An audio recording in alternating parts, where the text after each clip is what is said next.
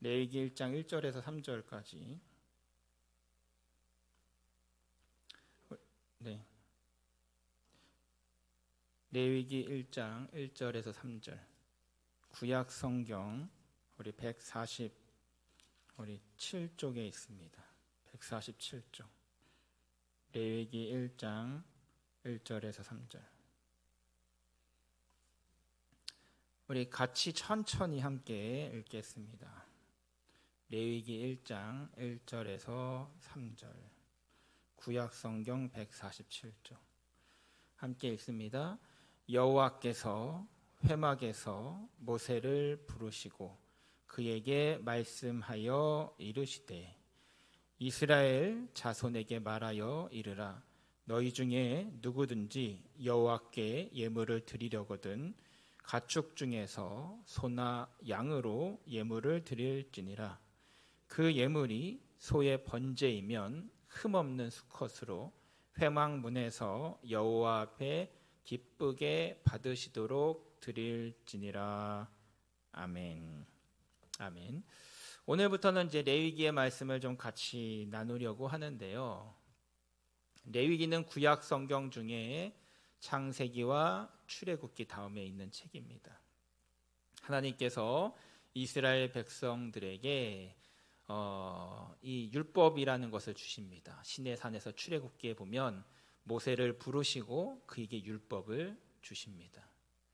그런데 놀랍게도 이스라엘 백성들 유대인들은 성경을 가르치고 자녀들에게 성경을 암송하게 하거든요. 이 창세기, 출애굽기, 레위기, 민수기, 신명기 이 5권의 책을 모세가 쓴 중요한 계명이라고 해서 모세 오경이라고 불러요. 이 모세의 5개의 책 중에서도 가장 먼저 외우게 하는 게 뭐냐면 레위기예요. 우리가 볼 때는 레위기가 같은 이야기가 반복이 되고 지루한 제사법이 반복이 되고 어려우니까 사실 잘 안 읽어요, 우리는. 그렇죠? 근데 놀랍게도 유대인들은 이 책을 가장 먼저 외우게 해요. 그 이유는 이 레위기가 가지고 있는 독특한 특징 때문에 그래요.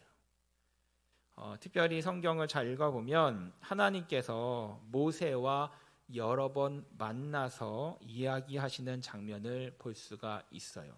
특별히 하나님께서 모세를 부르셔서 그에게 말씀을 주시는데 성경에서는 일반적으로 모세와 말씀하시는 하나님이 소개가 돼요. 모세에게 어떠한 말씀을 주셨다. 모세에게 말씀하셨다. 모세에게 이르시되 이런 말씀을 계속 주세요. 히브리어로 바이다베르라는 표현을 통해서 말씀하시는 하나님을 소개를 해요. 그런데 구약 성경에서 딱 세 번 모세는 하나님이 부르셨다라는 표현을 써요. 모세가 딱 3번 성경에서 하나님이 부르셨다, 바이크라라는 표현을 통해서 특별한 이야기를 꺼내세요. 그것이 단 3번 있는데 첫 번째는 출애굽기 3장 4절에 처음 모세를 부르실 때 불타는 떨기나무 앞에서 그를 부르실 때에 이 바이크라 부르시는 것을 보여주셨고, 두 번째로 우리가 알고 있는 십계명을 받았던 시내산에서 모세를 또한 부르셔서 계명을 주셨던 사건, 출애굽기 24장에 있는 사건 때도 이 부르셨다, 바이크라라는 단어를 쓰셨고, 마지막으로 오늘 우리가 읽은 레위기 1장 1절에도 회막에서 모세를 부르셨다 할 때 이 바이크라라는 단어를 써요.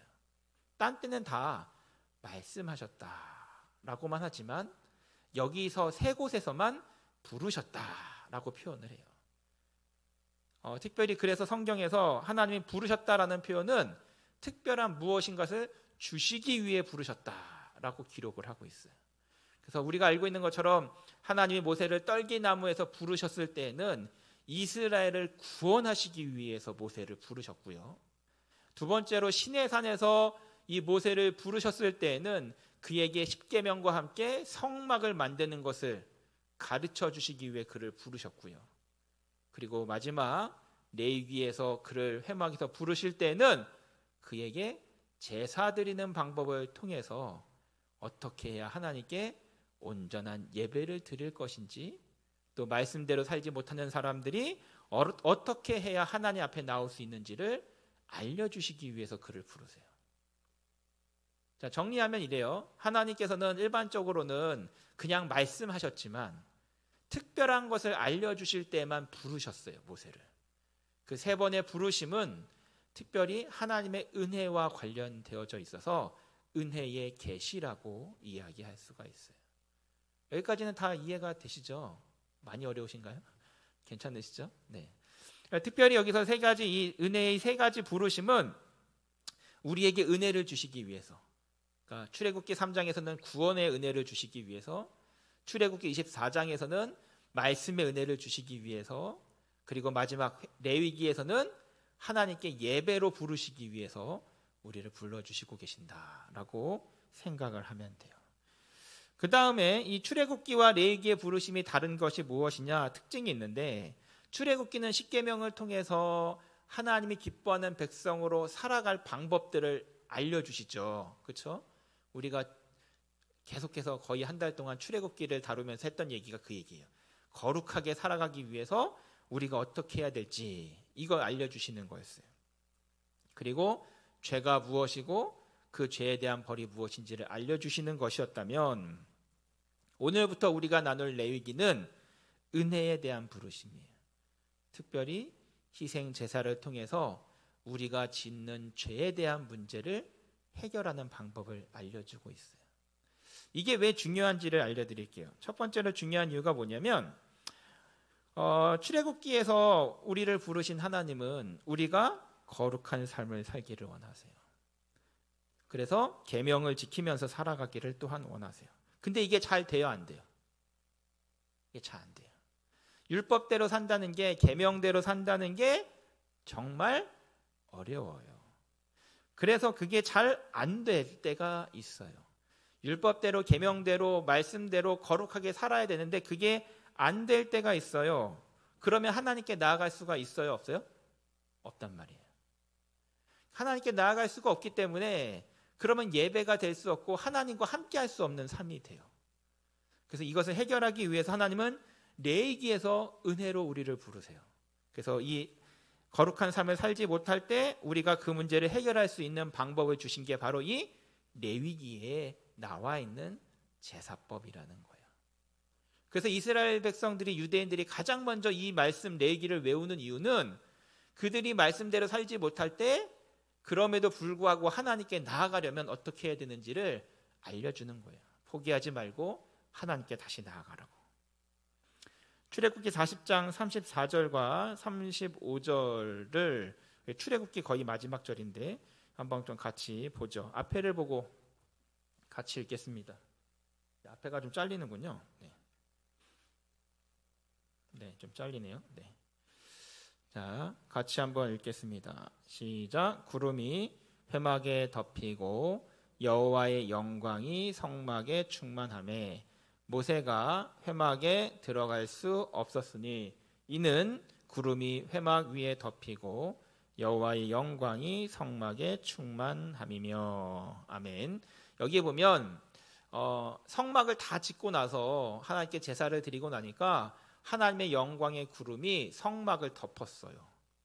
그때부터 사람들이, 모세까지 포함해서, 제사장들도 포함해서 그 회막에, 성막에 들어가지를 못해요. 왜냐하면 하나님의 영광이 가득하기 때문에.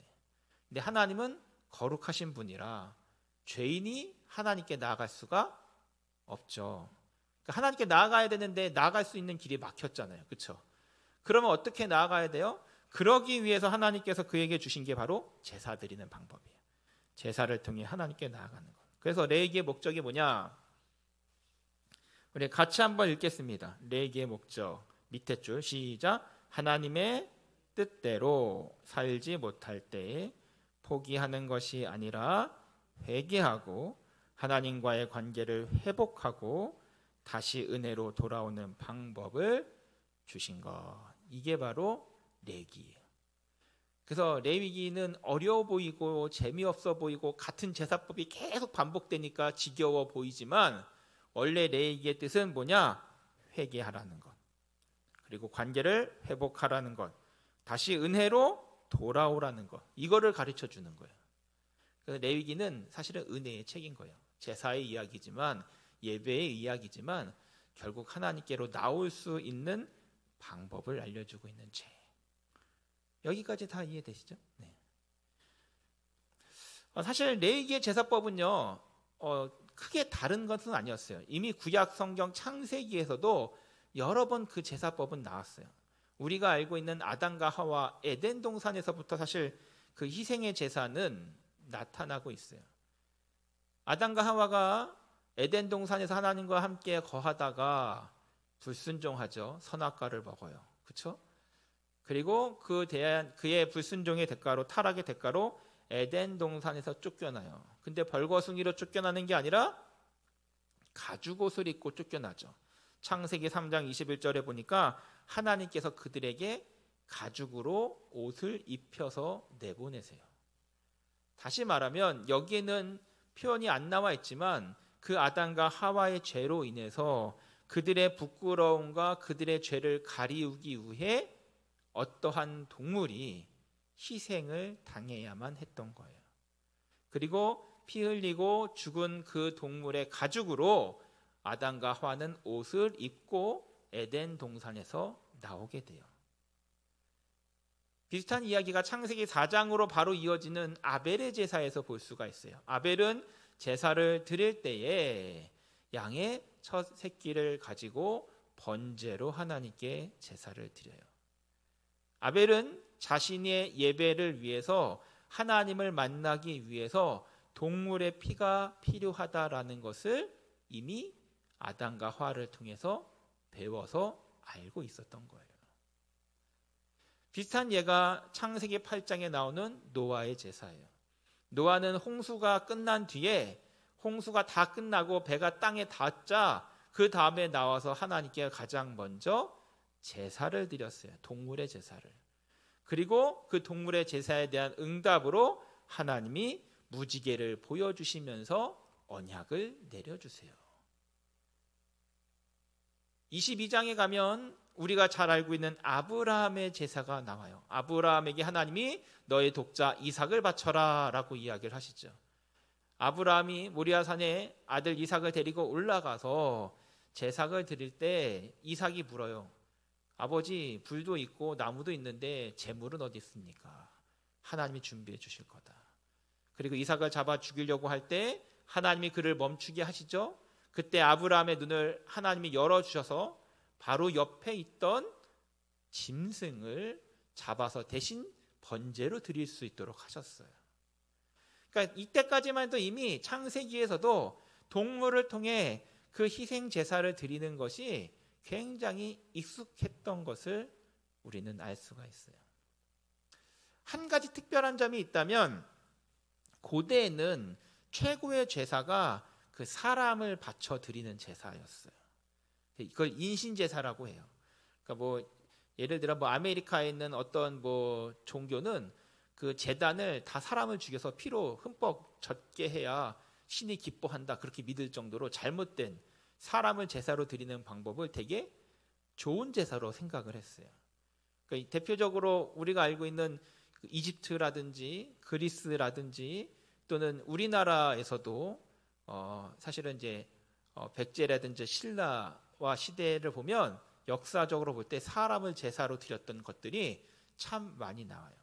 옛날에 우리나라 신라의 그 뭐 에밀레종 할 때 아이를 낳았다 이런 얘기도 있었잖아요. 그게 막 가짜로 꾸며낸 얘기다 그랬는데 최근에는 그게 그렇다, 그게 맞을 수 있다라는 얘기도 나와요.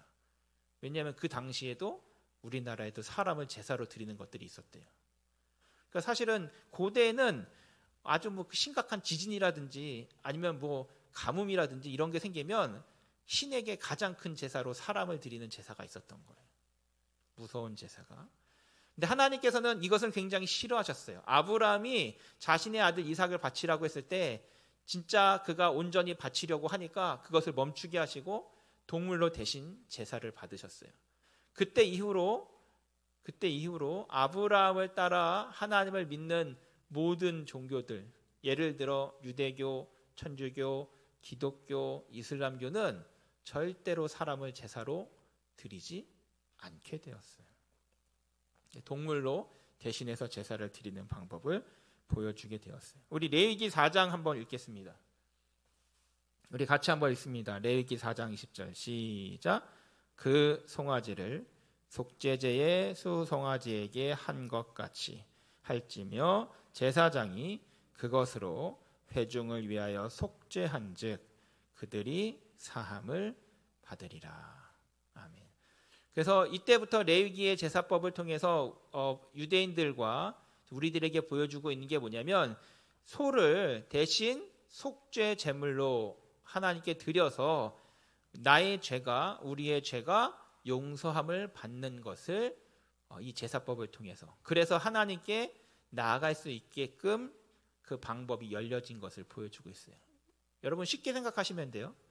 사람이 하나님께 나아가려면 거룩하신 하나님께 나아가려면 죄가 없어야 돼요. 그렇죠?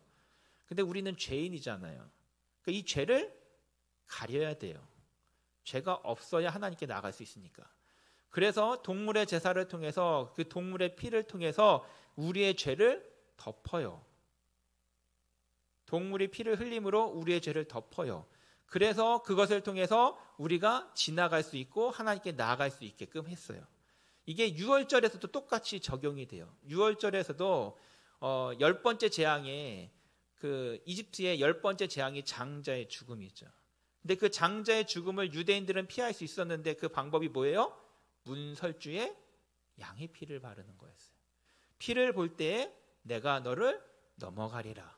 그게 유월이거든요. 넘어갔다는 것, 지나갔다는 것.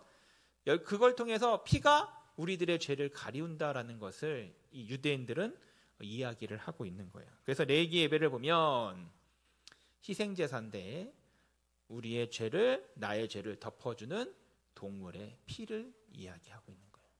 이게 신약 성경에 오면 예수님의 피는 우리의 죄를 씻어주시는 역할을 해요. 여러분 이건 굉장히 중요한데 조금 이따 더 설명을 하고 그래서 어쨌든 구약의 시대에서 제사와 예배는요 하나님의 영광에 가까이 거룩함에 가까이 나아가기 위해서 예물을 드려야만 됐어요. 그거를 이제 코르반이라고 부르는데 나중에 신약에서도 예수님이 또 얘기하셨던 거기도 하지만 그러니까 다시 말하면 왕께 하나님께 나아가는 그런 예법, 법과 같은 거예요. 지금은 익숙하지 않지만 여러분 이제 당시에는 왕이나 아주 유명한 사람에게 위대한 사람에게 나가려면 법을 지켜야 됐어요. 여러분 요즘 사극 혹시 보시나요? 우리나라 사극 조선시대나 이런 거 보면 신하가 왕한테 나갈 때 그냥 막 나가나요? 그러지 않죠. 정제된 정해져 있는 복장을 하고 그렇죠? 몇 걸음까지 나갈 수가 있고 나가면 어떻게 절을 해야 되고 인사를 해야 되고 예식을 해야 되는지 그걸 예법이라고 하는데 정해진 방식으로 해야만 왕 앞에 나갈 수가 있었어요. 심지어는 중국 같은 경우에는 그 정해진 예법을 지키지 않으면 그 앞에 나아갔을 때 지키지 않았다? 바로 그 자리에서 죽였어요. 그건 왕을 존경하지 않는 왕의 위엄을 해치는 일이라고 해서. 그러니까 성경에서 나와 있는 이 하나님의 그런 제물도 하나님께 드려지는 예물도 하나님께 나아가는 예법이라고 생각을 하면 조금 더 이해하기가 편해요. 이제 나중에 사극을 보실 때 한번 보세요. 사극 같은 데 보면 왕 앞에 나갈 때 사람들이 그냥 나가는지 정해진 방식대로 나가는지 볼 수가 있을 거예요. 마찬가지로 이스라엘의 이 제사법도 왕이신 하나님께 나아갈 때 정해진 방법대로 나아가는 것을 알려주고 있는 거예요. 그러기 위해서 동물의 피로 제사를 드려야 된다는 것. 여기까지는 좀 어렵지만 잘 왔어요. 레위기에서 드려지는 예배 제사의 특징이 있어요. 4가지 특징이 있는데 첫 번째 나를 대신하는 희생 제물이 있어야 돼요. 그러니까 그냥 하나님께 나아갈 수가 없고 나를 대신해서 내 죄를 대신해서 드려질 희생되어질 제물이 꼭 필요했어요. 두 번째는 죄의 고백이 있어야 된다는 거예요. 회개가 있어야 돼요. 그게 없이 예배를 드리면 제사를 드리면 이건 하나님께서 보실 때에 가증한 예배였어요. 아주 싫어하는 가증스러울 정도로 싫어하고 하나님이 심지어는 구약 성경에 보면 선지자를 통해서 뭐라고 얘기하시냐면 차라리 성전문을 닫았으면 좋겠다. 범죄하면서 죄 지으면서 가져오는 저 예물 더 이상 받고 싶지 않다. 라고 이야기하실 정도로 굉장히 하나님이 가증스럽게 여기고 싫어하세요. 그러니까 이 레위기에서 아주 중요한 것이 뭐냐면 죄를 해결하기 위해서 제사를 드리는데 자신의 죄의 고백이 없고 회개가 없이 그저 와서 동물 잡아 죽이고 피를 뿌린다고 하나님의 예배를 받아주시는 건 아니라는 거였어요.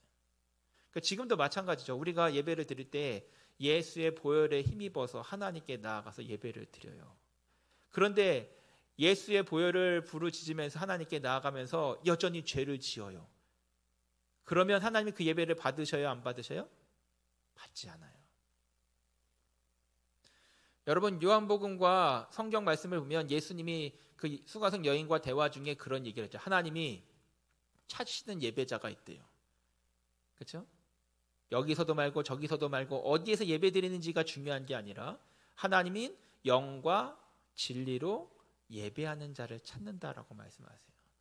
영과 진리로 예배를 드린다는 것은 성령의 인도하심과 말씀과 진실로 주님 앞에 나아가는 사람을 찾으신다는 건데 그 얘기가 무엇이냐면 바로 여기 나오는 거예요. 그러니까 회개 없이 죄에 대한 고백 없이 그저 나와서 자리를 앉아 채운다라는 것은 하나님이 받으실 수 없는 가증스러운 예배인 거예요. 그러니까 우리가 매 예배 때마다 형식적으로 나와서 드려지는 예배는 사실 하나님이 받지 않으세요. 우리의 마음을 다해서 성령과 진리로 나의 죄를 고백하면서 나의 연약함을 고백하면서 회개하는 마음으로 하나님, 나는 부족해서 하나님 앞에 나아갈 수 없지만 예수의 이름에 힘입어서 나왔습니다. 오늘 내가 했던 말과 행동과 생각 가운데 부정한 것들, 하나님이 기뻐하지 않는 것들, 죄악된 것들 모두 다 가리워 주시고 하나님이 나의 온전함을 받아달라고 그리고 기도하는 마음으로 회개하는 마음으로 예배를 드릴 때 하나님이 받으신다는 거예요. 이 레위기는 이걸 확실하게 처음부터 이야기를 해주고 있어요. 세 번째는 레위기의 제사는요, 안수를 통해서 나의 죄가 그 제물에게 들어가요. 그 죄인과 제물이 동일하게 취급을 받아요. 그래서 여러분 어떻게 되냐면 동물이 죽을 때 나도 죽는 것과 똑같다라는 생각을 해요. 제사를 드릴 때 그 동물을 죽여서 번제를 드려 하나님께 드리는 것은 내가 죽어서 하나님께 드려지는 것과 동일하게 생각을 했어요. 마지막으로 피가 흘려 죽어야만 생명이 구원을 얻는다라는 생각을 가졌어요. 그러니까 그 동물이 죽음으로 나는 사는 거예요. 동물이 죽지 않으면 나는 여전히 죄가 있기 때문에 나는 죽는 거예요. 그러니까 이스라엘의 제사는 제일 중요한 게 뭐냐면 나 대신에 어떠한 동물이 피를 흘리고 죽어야만 내가 살아가는, 그러니까 나의 죄 때문에 죄 없는 동물이 죽는 거예요. 그리고 이스라엘의 제사는 특별한 게 뭐냐면 어떤 물건을 제물을 직접 사는 게 아니라 직접 키워야만 돼요.